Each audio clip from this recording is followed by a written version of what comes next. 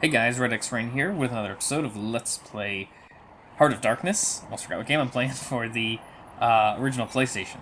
So yeah, last time we left off, sort of an introduction to the game, but not really, because the whole game starts off with our hero Andy here having this like plasma cannon gun. Um, but after only, I don't know, 4 or 5 screens, it gets taken away from us. So now we're pretty much defenseless.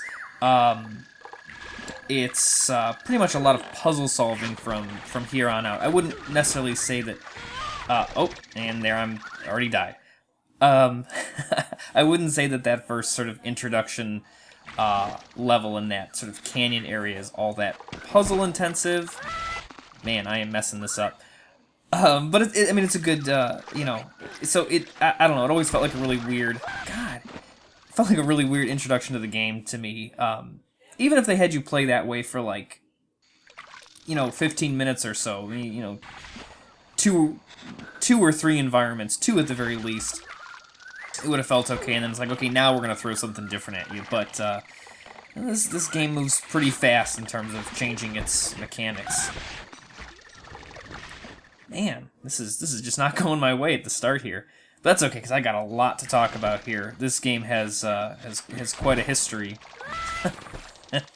Man. I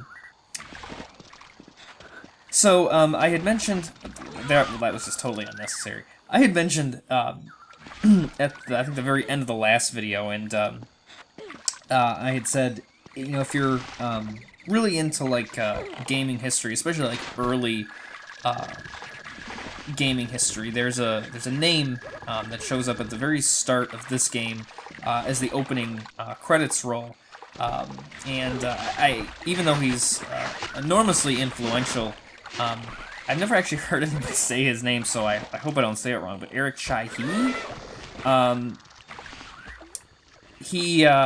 he created a game that is, I guess you could say, a bit of a cult classic, called Another World, which was just monumental upon its release, and is still a really influential game.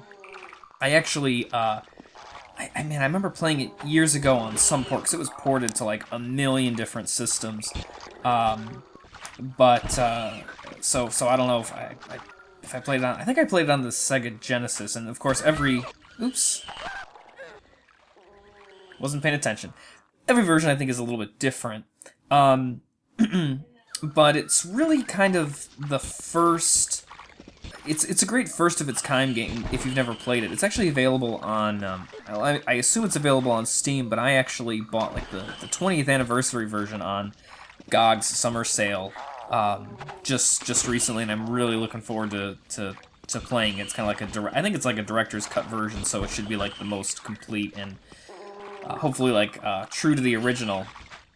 Again, not that I remember the game all that vividly in terms of like puzzles and everything. It was a really great game that was released. I think it was released on the Amiga, or at least was developed for the Amiga, which was made by Commodore back in the early '90s. '91, I think, is when it came out. And it looks a lot like the old Prince of Persia games. It's combination puzzle platformer with some elements of fighting, but generally the the protagonist is pretty much without any sort of weaponry and that sort of thing. And so that's why I kind of waited to make that connection here at this point in the game, because I don't think Eric Chahi ever actually said this, but this feels like one of those, this game, Heart of Darkness, feels like one of those particularly, example of those. I'm waiting for this guy to, there we go. This other one doesn't eat. There you go. It's got to jump. What was I saying? Oh yeah. So I don't know. And maybe my mind will change once I actually play Another World again. That's not what you're supposed to do there, by the way. My mind, I might see it differently when I actually play it again. When I play Another World again. But this feels like it would be like one of those spiritual successors to Another World, especially at this point, like I said, because at the start Andy is pretty strong. I mean, that plasma cannon is a pretty great weapon You know, you might mess up a couple times, but it's not super combat heavy. It's pretty intuitive. But at this point, we've got nothing. All Andy can really do is jump, and he's just got to use puzzle solving and that sort of thing to make it through this very, very dangerous land, which is a type of game that I really enjoy. You know, the controls are really, really simple. There's no, and of course there's no health bar. There's nothing like that. Which again is all stuff that was, maybe now kind of seems like, oh yeah, there's lots of games like that, but certainly when you think about a game like Another World, that was, a true game changer back in, like I said, I think it was '91 that the original came out. I'm not too sure, because like I said, there's like a million ports of it.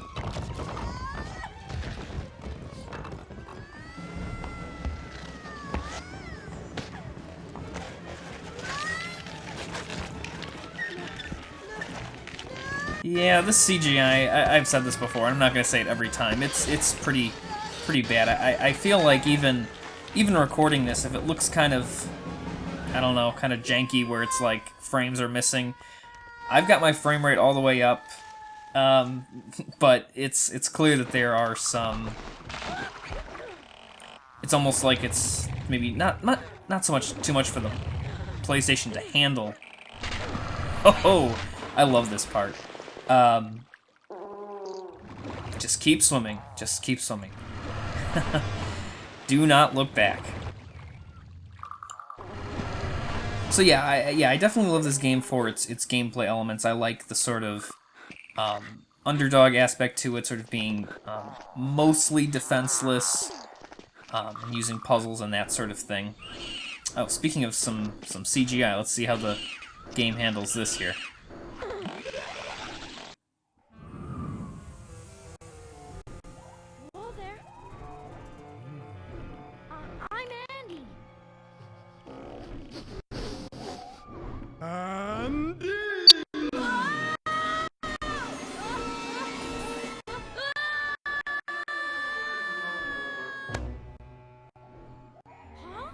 Surprise! That was neat! Are you an acrobat? Acrobat! What's your name? Amigo! Amigo what? Amigo! Boy, what a scary place! Dark Kingdom!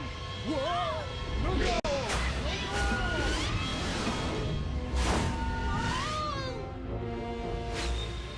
Look out!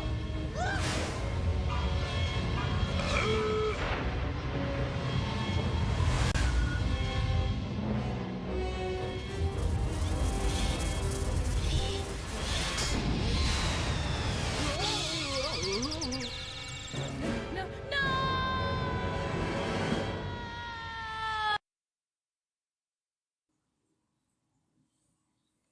These loading screens, even the loading screens get janky. Don't worry, your computer's fine. It's not buffering or anything. Alright. Oh, look at that. It's a potentially nuclear piece of rock. Let's go touch it. Because that's a wise decision to make, right? We actually do need to touch that, and that'll come into play in a little bit. But we got some underwater sections to get through here. Now, and before I forget about it, because it just struck me while I was playing through this, just to do my test runs and that sort of thing, and I was looking up more of the history of the game and making sure I got most of my facts right about like Erchahi and Another World and that sort of thing, and yeah, from what I can remember, I'm pretty sure. Well, here, actually, let me explain what's going on here. So after touching that magic rock, we don't have our plasma cannon anymore, but press triangle, we now have this super powered shot. We can also do slightly weaker shots. Oops, that's not how you do it. That's triangle. There we go. Circle does these more rapid fire but less strong shots, and they don't interact with the environment as much. And speaking of environment interaction, occasionally through the game we're going to find these seeds here, and if we do our powerful charge shot, and cause these plants to grow, and they usually serve as ladders or types of platforms. And here's another one. So a lot of the next, actually a good chunk of the game here is derived from these kinds of puzzles. Kicking the seeds around to where you need to get them, and also if we shoot it again, we can turn it back into a seed, so we can keep kicking stuff back and forth.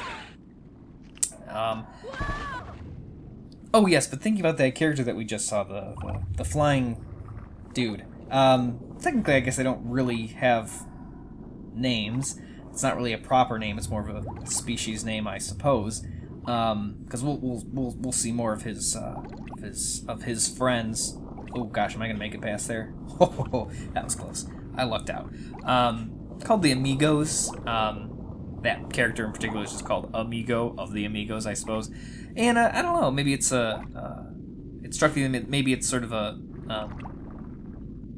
little bit of a self-referential thing there. I mean, I get that Amigo is Spanish for friend, and certainly he's the one friendly character. And his whole species is kind of like the the good guys of this extra dimension that we're in right now.